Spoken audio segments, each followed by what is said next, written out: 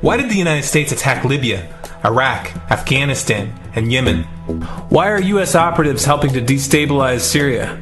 And why is the United States government so intent on taking down Iran, in spite of the fact that Iran has not attacked any country since 1798? And what's next? What are we headed for? When you look at the current trajectory that we're on, it doesn't make any sense at all if you evaluate it based on what we're taught in school. And it doesn't make any sense if you base your worldview on the propaganda that the mainstream media tries to pass off as news. But it makes perfect sense once you know the real motives of the powers that be. In order to understand those motives, we first have to take a look at history. In 1945, the Bretton Woods Agreement established the dollar as the world reserve currency, which meant that international commodities were priced in dollars. The agreement, which gave the United States a distinct financial advantage, was made under the condition that those dollars would remain redeemable for gold at a consistent rate of $35 per ounce. The United States promised not to print very much money, but this was on the honor system, because the Federal Reserve refused to allow any audits or supervision of its printing presses. In the years leading up to 1970, expenditures in the Vietnam War made it clear to many countries that the U.S. was printing far more money than it had in gold.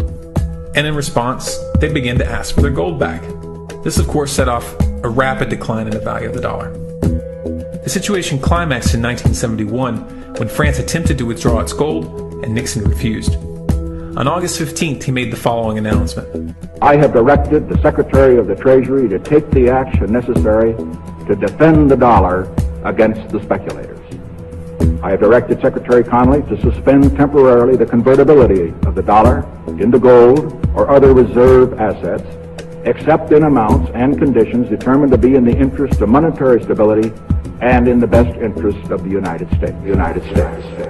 This was obviously not a temporary suspension, as he claimed, but rather a permanent default. And for the rest of the world who had entrusted the United States with their gold, it was outright theft. In 1973, President Nixon asked King Faisal of Saudi Arabia to accept only U.S. dollars as payment for oil and to invest any excess profits in U.S. Treasury bonds, notes, and bills. In return, Nixon offered military protection for Saudi oil fields. The same offer was extended to each of the world's key oil-producing countries, and by 1975, every member of OPEC had agreed to only sell their oil in U.S. dollars. The act of moving the dollar off of gold and tying it to foreign oil instantly forced every oil-importing country in the world to start maintaining a constant supply of Federal Reserve paper. And in order to get that paper, they would have to send real physical goods to America. This was the birth of the petrodollar. Paper went out, everything America needed came in, and the United States got very, very rich as a result. It was the largest financial con in recorded history.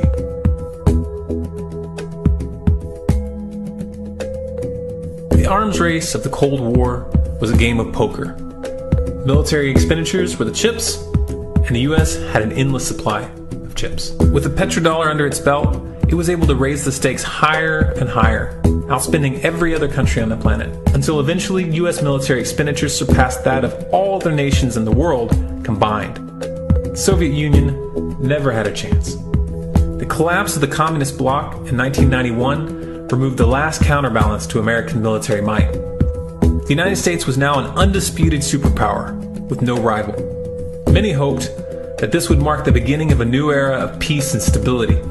Unfortunately, there were those in high places who had other ideas.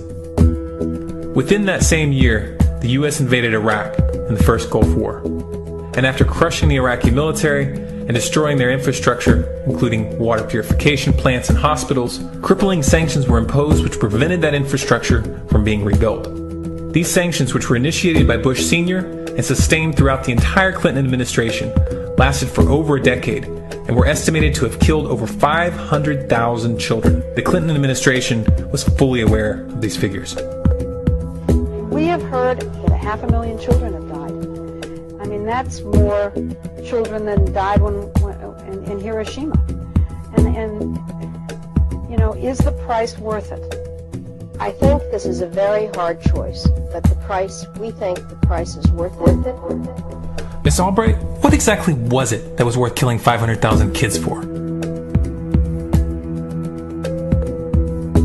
In November of 2000, Iraq began selling its oil exclusively in euros. This was a direct attack on the dollar and on U.S. financial dominance, and it wasn't going to be tolerated. In response, the U.S. government, with the assistance of the mainstream media, began to build up a massive propaganda campaign claiming that Iraq had weapons of mass destruction and was planning to use them. In 2003, the U.S. invaded, and once they had control of the country, oil sales were immediately switched back to dollars. This is particularly notable due to the fact that switching back to the dollar meant a 15 to 20% loss in revenue due to the euro's higher value. It doesn't make any sense at all unless you take the petrodollar into account. So I came back to see him a few weeks later, and by that time we were bombing in Afghanistan. I said, "Are we still going to war with Iraq?" And he said, "Oh, it's worse than that." He said, he reached over on his desk, he picked up a piece of paper, he said, I just got this down from upstairs, meaning the Secretary of Defense's office today, and he said, "This is a memo that describes how we're going to take out 7 countries in 5 years, starting with Iraq and then Syria, Lebanon, Libya, Somalia, Sudan, and finishing off Iran. Let's take a look at the events of the past decade and see if you see a pattern. In Libya, Gaddafi was in the process of organizing a bloc of African countries to create a gold-based currency called the dinar, which they intended to use to replace the dollar in that region. US and NATO forces helped destabilize and topple the Libyan government in 2011, and after taking control of the region, US armed rebels executed Gaddafi in cold blood and immediately set up the Libyan central bank. Iran has been actively campaigning to pull oil sales off of the dollar for some time now, and it has recently secured agreements to begin trading its oil in exchange for gold. In response, the US government, with mainstream media assistance, has been attempting to build international support for military strikes on the pretext of preventing Iran from building a nuclear weapon. In the meantime, they established sanctions which US officials openly admit are aimed at causing a collapse of the Iranian economy. Syria is Iran's closest ally, and they are bound by mutual defense agreements. The country is currently in the process of being destabilized with covert assistance from NATO, and though Russia and China have warned the United States not to get involved, the White House has made statements within the past month indicating that they are considering military intervention. It should be clear that military intervention in Syria and Iran isn't being considered. It's a foregone conclusion, just as it was in Iraq and Libya. The U.S. is actively working to create the context which gives them the diplomatic cover to do what they already have planned. The motive for these invasions and covert actions becomes clear when we look at them in their full context and connect the dots. Those who control the United States understand that even if a few countries begin to sell their oil in another currency, it will set off a chain reaction and the dollar will collapse. They understand that there is absolutely nothing else holding up the value of the dollar at this point, and so does the rest of the world. But rather than accepting the fact that the dollar is nearing the end of its lifespan, the powers that be have made a calculated gambit. They have decided to use the brute force of the US military to crush each and every resistant state in the Middle East and Africa. That in itself would be bad enough, but what you need to understand is that this is not going to end with Iran. China and Russia have stated publicly and on no uncertain terms that they will not tolerate an attack on Iran or Syria. Iran is one of their key allies, one of the last independent oil producers in the region, and they understand that if Iran falls, then they will have no way to escape the dollar without going to war. And yet the United States is pushing forward in spite of the warnings. What we are witnessing here is a trajectory that leads straight to the unthinkable. It's a trajectory that was mapped out years ago in full awareness of the human consequences. But who was it that put us on this course? What kind of psychopath is willing to intentionally set off a global conflict that will lead to millions of deaths just to protect the value of a paper currency? It obviously isn't the president. The decision to invade Libya, Syria, and Iran was made long before Obama had risen to the national spotlight. And yet, he's carrying out his duty just like the puppets that preceded him. So who is it that pulls the strings? Often the best answer to questions like this are found by asking another question. Qui bono? Who benefits? Obviously, those who have the power to print the dollar out of thin air have the most to lose if the dollar were to fall. And since 1913, that power has been held by the Federal Reserve.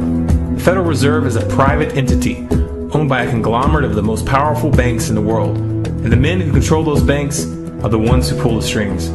To them, this is just a game. Your life and the lives of those you love are just pawns on their chessboard. And like a spoiled 4-year-old who tips the board onto the floor when they start to lose, the powers that be are willing to start World War III to keep control of the global financial system.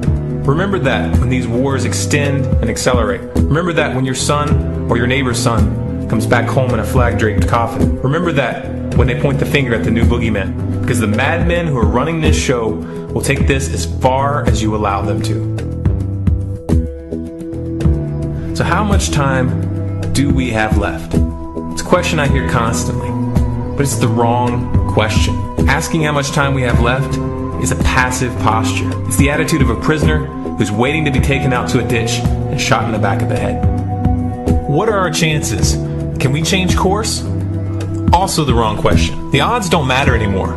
If you understand what we're facing, then you have a moral responsibility to do everything in your power to alter the course that we're on, regardless of the odds. It's only when you stop basing your involvement on the chances of success that success actually becomes possible. To strip the ill-begotten power from the financial elites and to bring these criminal cartels to justice will require nothing less than a revolution. The government is not going to save us. The government is completely infiltrated and corrupts the core. Looking to them for a solution at this point is utterly naive. There are 3 stages of revolution, and they are sequential. Stage 1 is already underway. Stage 1 is the ideological resistance. In this stage, we have to actively work to wake up as many people as possible about what is happening and the direction we're headed. All revolutions originate from a shift in the mindset of the population, and no other meaningful resistance is possible without it. Success in this stage of the game can be measured by the contagion of ideas. When an idea reaches critical mass, it begins to spread on its own and seeps into all levels of society. In order to achieve that contagion, we need more people in this fight.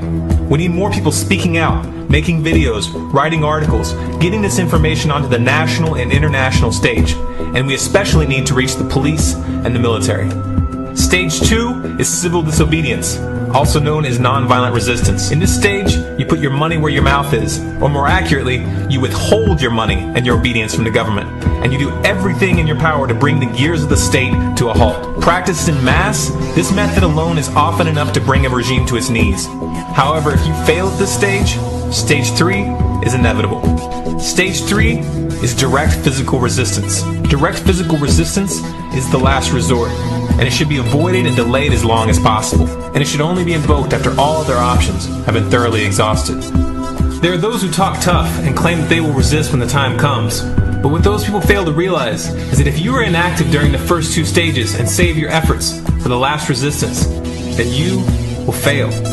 When the Nazis were moving door to door, dragging people out of their homes in Germany, that was the time to fight back physically.